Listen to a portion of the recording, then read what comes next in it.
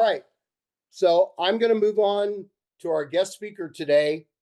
I have not seen Roger Hance in probably, what, 3 years, Roger? Yeah, Four? maybe more. Yeah. Yeah. Last time I saw you, we had some type of party in Las Vegas with a lot of you there. But Yep. The EXP event, actually. it was. For those of you who don't know Roger, he's a very well respected and trusted individual, primarily from Los Angeles, especially in the San Fernando Valley. A lot of you know him, a lot of you don't. So I've asked Roger to come and be a guest and drop some wisdom and some nuggets. So, Roger, take it away. You told me this was going to be an interview. You were going to talk to me and ask me questions and stuff. Well, okay, let's do that a little bit. First of all, I'm Roger. Those of you who don't know me, I've been in the business for about 50 years now. Started as a real estate salesperson and was a top producer in a very large company. Went on, started a company.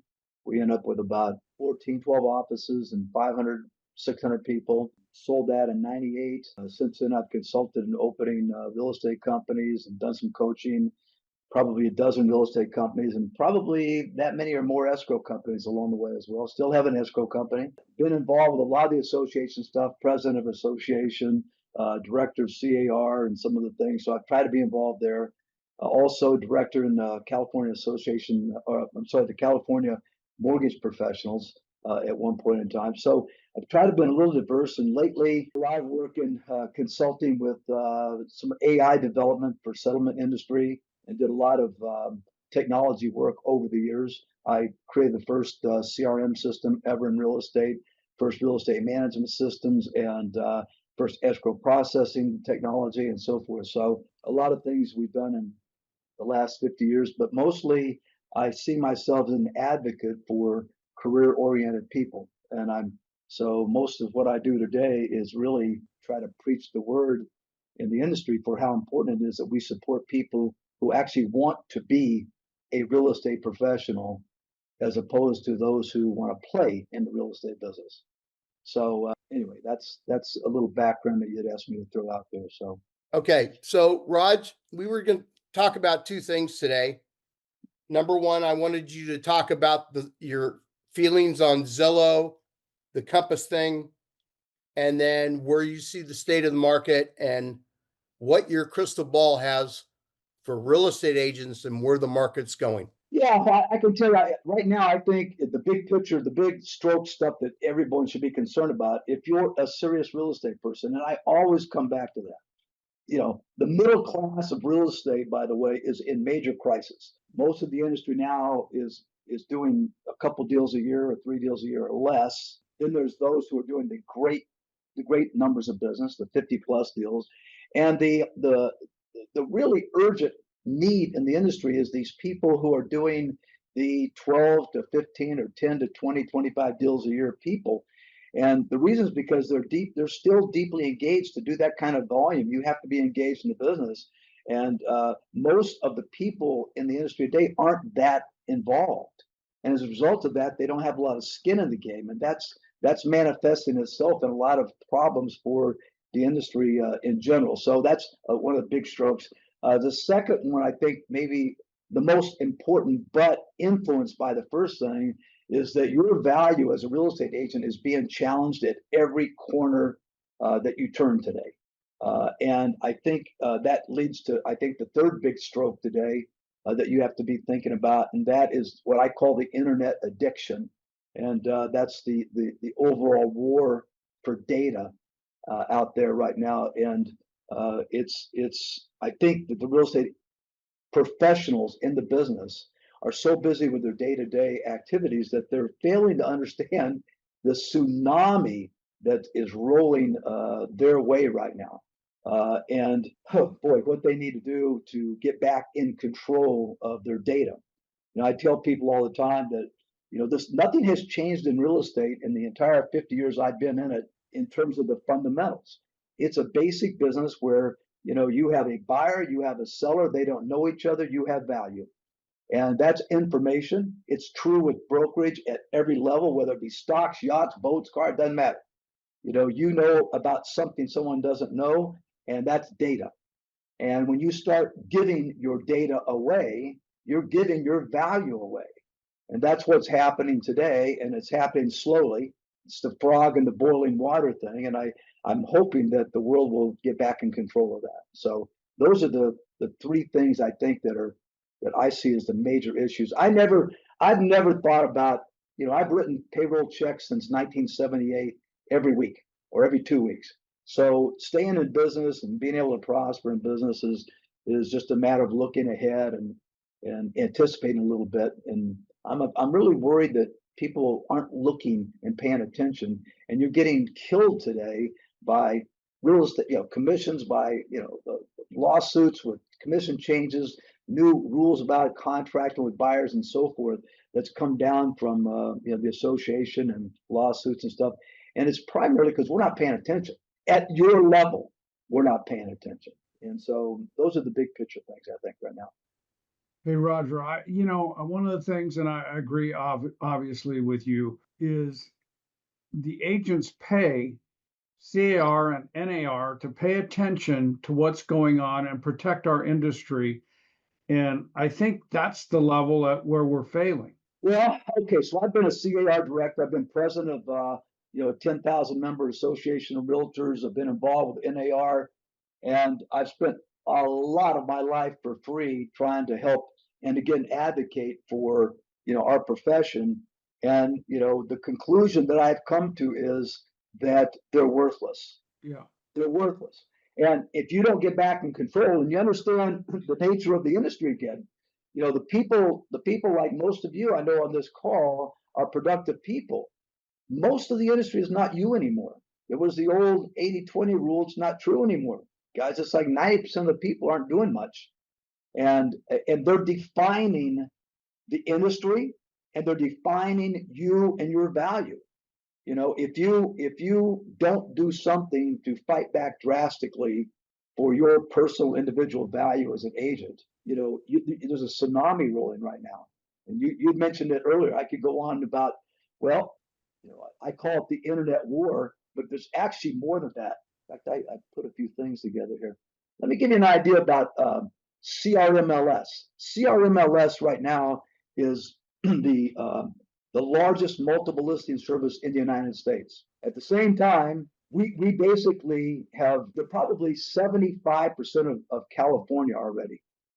The man who's the CEO of that MLS had these statements. Let me read them to you. He said that CRMLS will not support, participate in an agreement or a plan to hide available properties that are for sale from potential buyers. Here's the kicker: who don't want to use you, who don't want to use you. Okay? They don't want to use a real estate agent.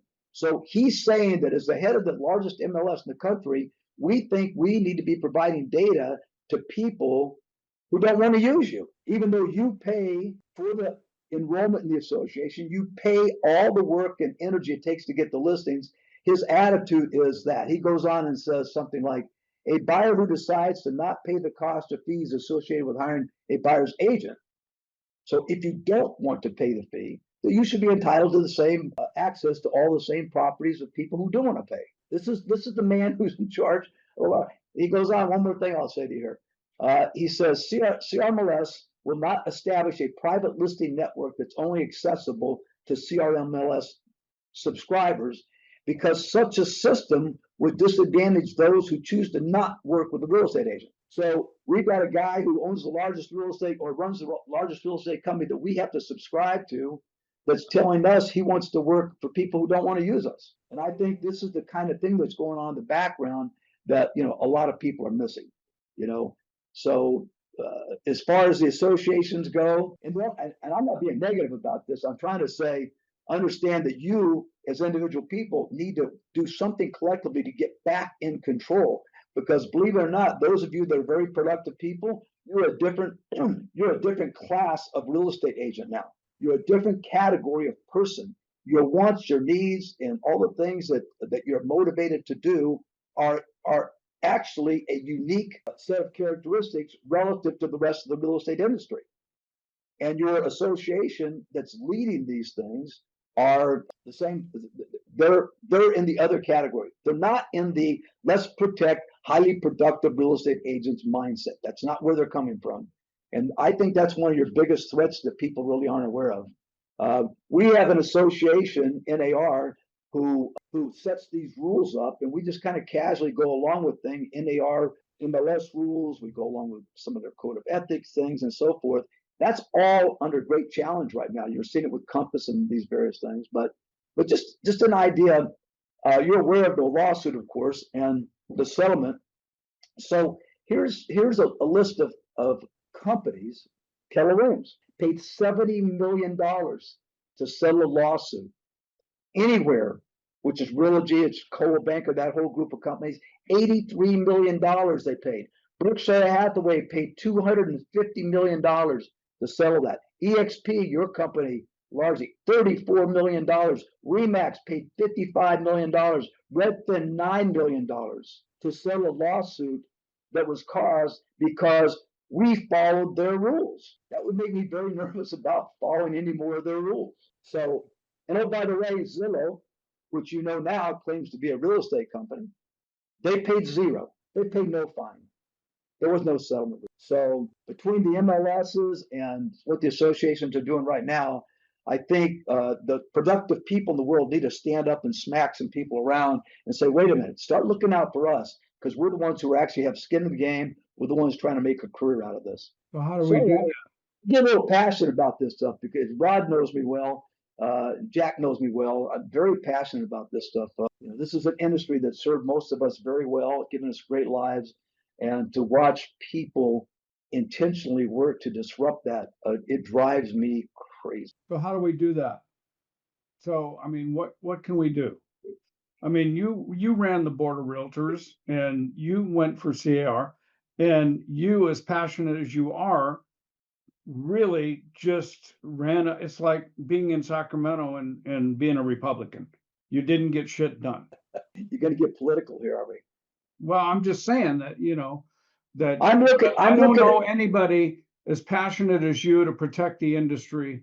You and Mike Ferry. I mean, you guys are passionate about the success of real estate people, and I just look at how hard you tried to get our local board, CAR, to pay attention to protecting the agent, and it wasn't successful. And you combine that with Zillow, and you combine that with Open Door, who have never made a profit, take all the money from the Middle East. And I'm just going, how do we win this game? Can I share the screen here, Frank? Is that possible? Frank left me. Let's see if I can. Chris, are we good? Yes, sir. You have the floor. All right. All right, can you see this? Yes. Let me walk you through a little something here.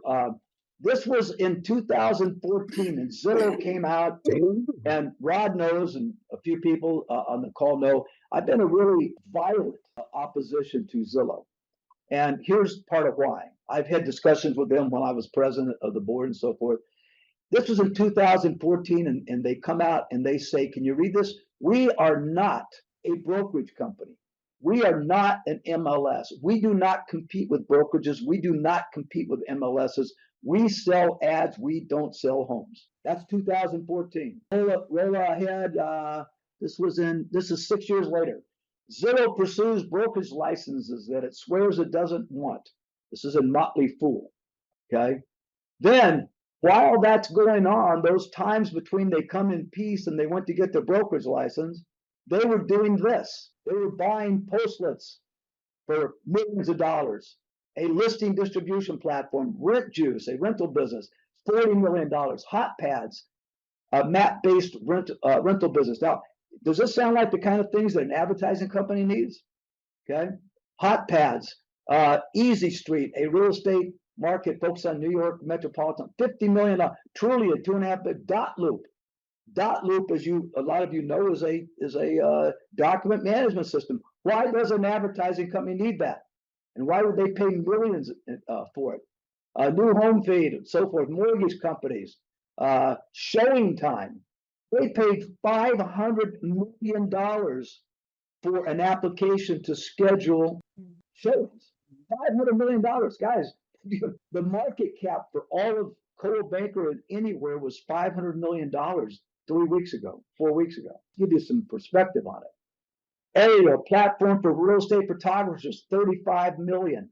Spruce, Follow Up Boss, a CRM system. They spent 400 on a CRM system. They could have bought an entire real estate industry for that. So what's going on? Okay, then Zillow comes back and they're in lawsuits against real estate companies. Now they're telling you if you don't put your listing into them right away within 24 hours, you'll never be allowed to put one of your listings into Zillow. So they've gone from an advertising platform to you must do business with us, and if you don't do it within a certain time frame.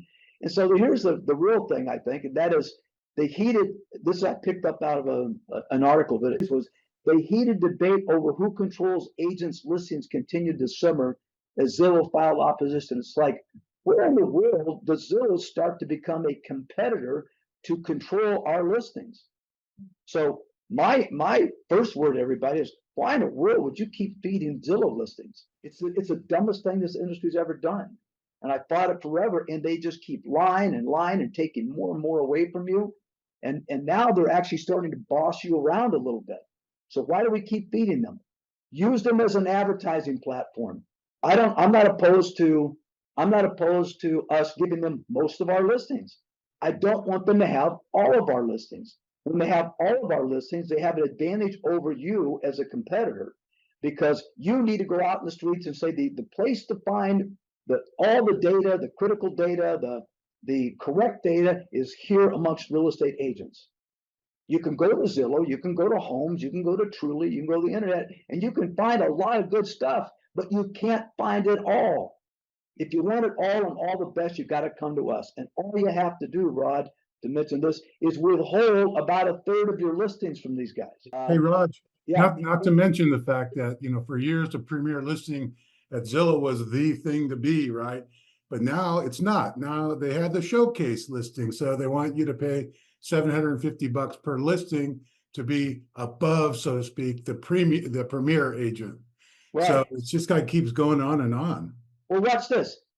We got Redfin recently. I think it's just been approved. It's interesting that they both have a discount DNA, don't they? So what happens when you bring a mother and a father together that both have the DNA of being discounters, and you bring them together?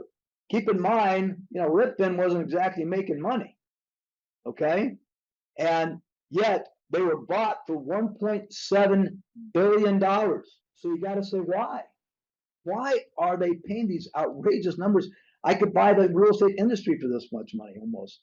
So there's Redfin. This is a data game. Redfin's losing money, and yet Rocket Mortgage is ready to spend $1.75 million. Why? Because they have data. They have data. Zillow wants your information because they want data. They want to have stuff that you don't have so that they get an advantage over you. And they're trying to beat us up, and we keep helping them beat us up. Compass comes along and buys Anywhere. So just to have an idea, if those of you who don't know, here is what Anywhere is. It's company owned and operated companies like Coldwell Banker, Sotheby's, Cochran Groups, Zip Realty. They have the franchise groups, Century 21, Sotheby's franchise, Coldwell Banker, Better Homes and Gardens, ERA. They have mortgage companies. They have title companies all over the United States, And they were bought for $1.5 billion. Then, who doesn't make money, was bought for $1.75 billion. Think about that. Why is a company that makes no money? Because they got one of the best online search facilities where people can go take your data, look for your data that you give them for free, and then come back and beat you up with it. You go on. Recently, Homes. Now, anybody know who CoStar is? CoStar is the next big player in this game right now. They own Apartments.com, Belbex, BizBuy. Homes.com is the one we'll talk about in a second. HomeSnap, LoopNet, and Matterport. Anybody ever use Matterport? Matterport's a photograph, right? 3D photograph program. Nice deal, by the way. And by the way, CoStar is not a bunch of idiots. Zillow doesn't make money. Redfin hasn't made money. These guys make $300 billion. I mean, the revenue estimated profit is off. They're very, very large players. in this real estate world, and they're just starting to poke their head around. But look, they're taking your listings and now they're starting to send direct mailers to your sellers. And they're telling them that you should boost your listings with them. Why? Because they'll come back to you, the real estate agent, say, why aren't you boosting my listings? Giving them more money to beat you up with. And then this is the one that I believe to be the crown jewel of evidence that you need to be looking at. Homes.com or CoStar, basically, the company that's making hundreds of billions of dollars a year right here. CoStar through Homes.com bought Matterport, the photograph company. And now if you put your listings with Homes.com, you are a subscriber to their system, you get free Matterports on all the listings that you put in their system. Free. Can't beat that deal, right? What do you think they paid for Matterport? $1.6 billion. They paid $1.6 billion to buy a photography company when they could have bought title companies, mortgage companies, franchise companies. 20% of the real estate people they could have bought Sotheby's, Coldwell Banker for $1.5 billion. Instead of buying the real estate companies, they bought a photography company. Where am I at here? They bought a photography company for $1.6 billion. Why? For data. They're going to go in with their little laser scanners and scan every single property in the United States, and certainly everyone that's listed, everyone that gets on their thing, if they can, because they want to give it to you for free. Just like Zillow gave it to you for free until you get addicted. And then once you're addicted, like any addict, you're screwed. So now Matterport's come along at $1.6 billion purchase, and they're going to know the condition of your carpet, the size of your rooms, what your blinds look like, what your appliances look like, what your roof looks like, floor coverings, all that. And they're going to sell that information. And that's the way they're going to earn more money than all of anywhere real estate would have earned because of data. So I think, I'm sorry, I get a little bit, like I said, I get a little passionate about this, but you're in a game for data right now. And the problem is the people you're fighting know a couple things. They know that you're not paying attention. They're going to sneak up on you. And it's something, and understand that the associations aren't there to help you.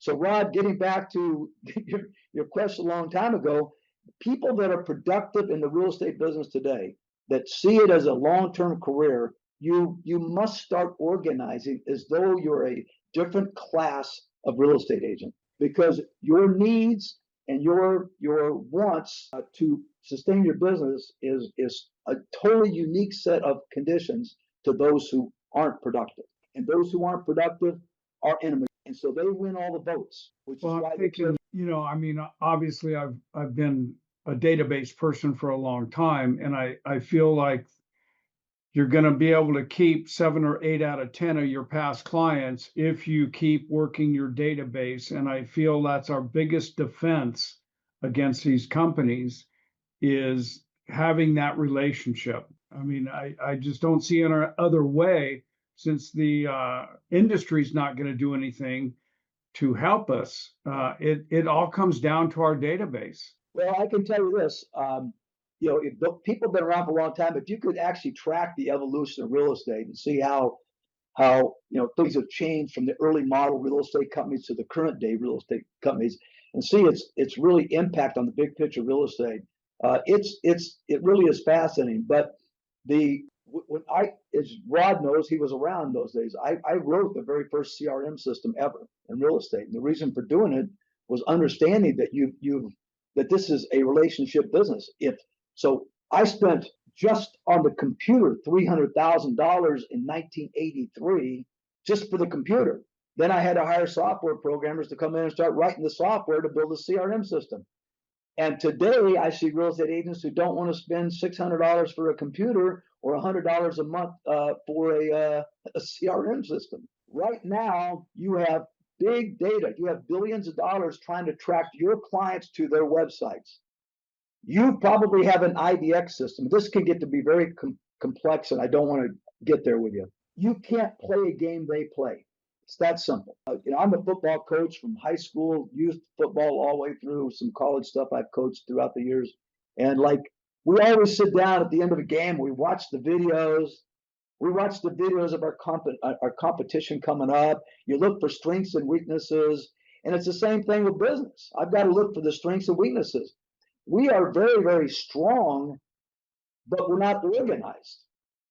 Our strength is you own all of this data. The weakness is you're disorganized around it. Getting organized and saying simple things like, even if you don't want to stop giving your stuff to those guys, why in the world won't they at least let you watermark every photograph with your name, your phone number, your email address, your picture could be watermarked on every photograph that shows up on Homes or Zillow or any place on the internet.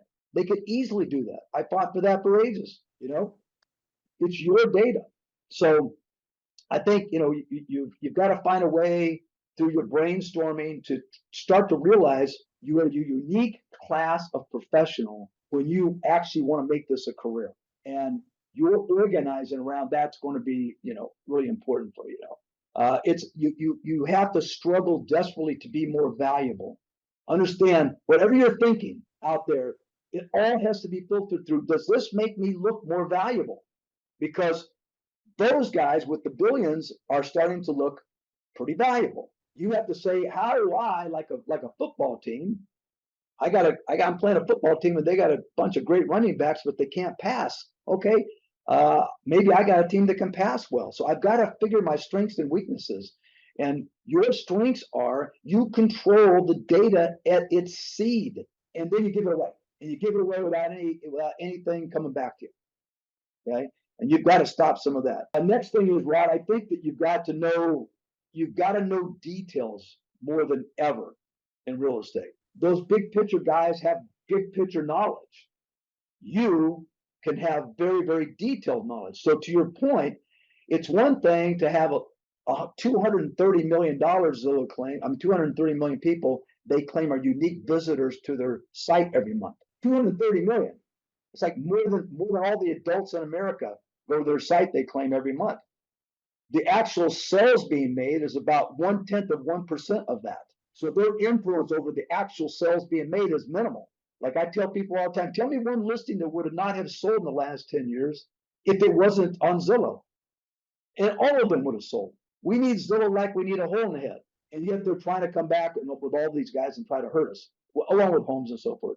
So knowing the details, rethinking your value proposition, I think, is just critical right now. You got to rethink your listing presentation. You got to rethink because even as you keep doing business, they're going to try to keep eroding the value of what you do. You're going to see your commissions start to erode. We're already seeing that on the buy side of properties right now. I still own an escrow company, and I still get a chance to see all the commissions. And any nonsense that you're hearing about this new commission rule isn't affecting our commission is bullshit. It is. And the commissions are coming down on the buy side, and there's issues. So I think you really, as productive people, have got to start talking about how do we look valuable, more valuable. Just every word's got to say, what's my value, and how do I make that buyer think I'm more valuable or that seller more valuable? A lot of things to do. I think the knowledge of home systems, the lending process, the escrow process, becoming more and more knowledgeable. And then to your point, I think, Rod, is that there's never been a time, even though I consider it my baby, that a CRM system has been more important. You have to have a unique audience. When 230 million people are going to go see Zillow, you need to have 1,500 people going to see you, and you need to be a way to reach out to them. So I consider it my, it's your radio audience, your TV audience is your CRM. If I give you an idea today that's the greatest idea you've ever heard, it can make you $1 million, you got to think, who do I go tell that to right now? Right now. In 1 hour from now, who will know I've got the greatest idea ever in real estate? And most people don't know how to disseminate that information right now. Zillow does, Homes does, do you? That's what you've got to do. That's going to come through your CRM system, your ability to leverage emails, leverage texting, leverage video content, and start to define who you are deeper with people that already know you, and of course continue to start increasing the number of the people who know you. You have the ability to get closer to people than Zillow or these companies ever can. That is your strength. Get very close to people and let them know how much more you know and how much knowledge you've got and become a master of it. So Wow. anyway, Raj, this is probably one of the best Zoom calls I've heard in a long time. Very, very good. Let's as we get ready to wrap up, I'm going to open up the questions. Anybody have a question? Lenny, go ahead. Yeah, thanks. So I think you covered a couple of my covered a couple of my questions, which was, how to make yourself more valuable. I was going to ask the same question that Rod did, because early in his presentation, I was going to ask, how do you do that? And now I think I understand that more based upon the notes I took. So I think I've got my question answered. Thank you so much for that opportunity. it's a good thing to brainstorm. Really, it's like how do we as example, when I had my real estate companies, I'm spending $60,000-$70,000 a month on newspaper ads. Of course, we distributed that. That's not a lot, unlike you guys do with teams now, right? Those of you who run teams, you do some promotion, you help spread the leads out a little bit. But in those days, we never advertised every property that we had listed. Mm-hmm. Never. So why in the world would we want to advertise on these places that are trying to overcome us with every property? You see, and you can. They're lying to you. These associations are lying to you right now about their ability to control it. You can't control it. So for you guys to brainstorm about how do we challenge this attack on us, and that's doable. Trust me, it's doable. It's doable by just insisting that you guys as a group go to the association or go to the MLS and say you must stop certain things. Those are things we can talk about at some point in the future if you'd like to. But to organize and say stop doing certain things. Like I said, the simplest thing of all is just stop feeding a lot of it. I know you don't have to send every listing you've got to the internet. I hear agents say to me that, well, the clients expect. Well, the clients used to say to all of my agents, why isn't my house in the LA Times? Why isn't my house in the Daily News? You guys remember that? Rob, you had to deal with that. So we talk to people about how you deal with that. I don't hear anybody talking about how would you deal with a client who says, why isn't my house in Zillow? There's no dialogue around that. Why not? There should be. It's killing you guys. So I do have a question if I could ask it then. So I've been in the business 25 years. I know Rod very well. And it seems to me that there's two things. By the way, I am with Compass, just in the spirit of disclosure. And I'm all for what I think they are doing relative to cutting Zillow off at the knees. It seems like to me that the industry today, when new agents are coming in, it seems like that's part of what they're being taught as to how they conduct themselves in their role. Yeah. Right? They use it. And then the other, in part two of this question, which I don't know if it's a question, but would love your response, is that we know that these MLSs are all syndicated. So, right, as soon as you put a listing on the market, it's on Zillow and all these third-party portals that are basically stealing from you. I mean, other than private MLSs, is there really any way to fight the beast?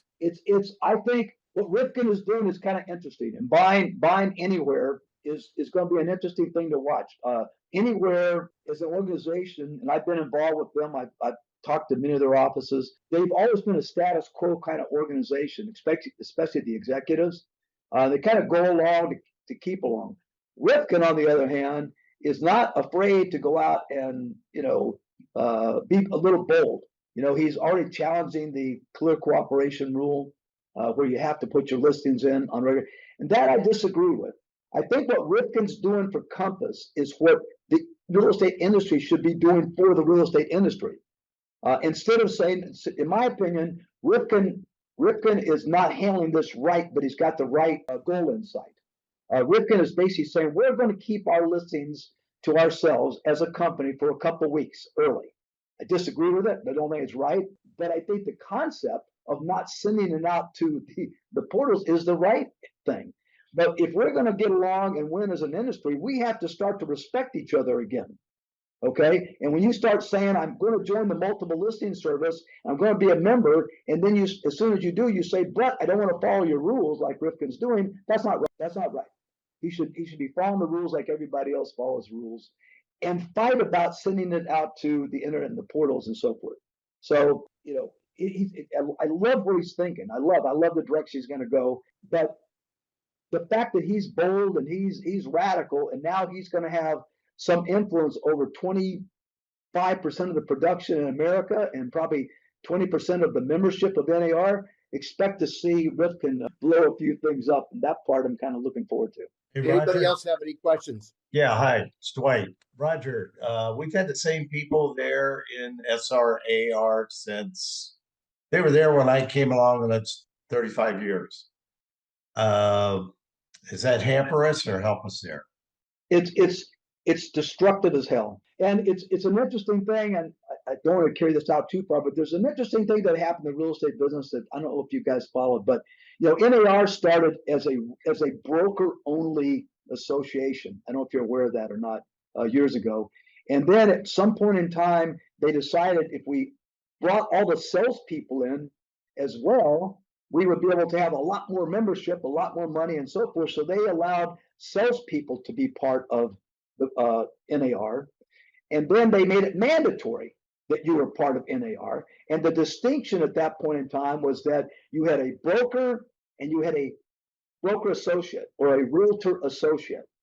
So you had a realtor who was a broker, a realtor associate who was a salesperson. A lot of the associations around the country had board of director rules that were something like this: your board of directors can only have 2 realtor associates, and everyone else had to be a realtor. So that everyone had to be a broker.